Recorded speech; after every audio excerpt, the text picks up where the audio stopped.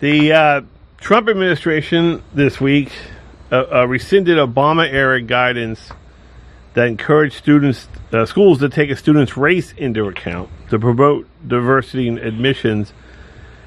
Do you think race should be a factor as to someone is admitted or not admitted to college? Matt, this is a tough one. There are great points on both sides of this issue, and this issue also generates a lot of emotion. And look, this is a hot topic right now because of two things. One, because as you just said, the Trump administration has rescinded guidance from the Obama administration, which allowed race to be part of the admission process at universities in order to achieve diversity in the student base.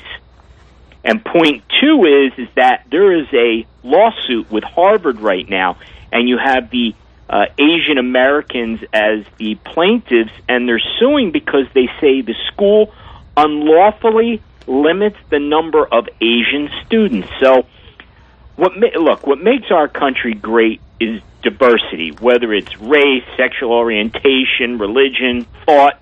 These things should be encouraged, promoted, celebrated. I think it's a great thing for our country. But at the same time, should certain students that are qualified for admissions to a university not be accepted because of race? So that's the other side. Look, we want diversity, but in order to achieve diversity, do you have, in effect, discriminatory policies against other groups? So striking a balance is going to be really tough because it's going to leave someone out or someone really unhappy.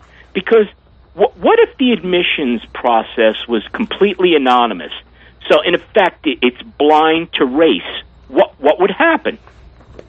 You would have students that meet the academic requirements with absolutely no discrimination, if that's possible.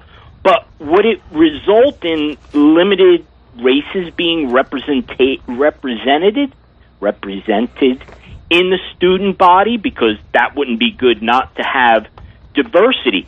So I don't know. It might be fair, but it might also not be the best thing for society. So when you're talking about achieving diversity and discriminatory practices, I get that the intent is good, but you always have unintended consequences.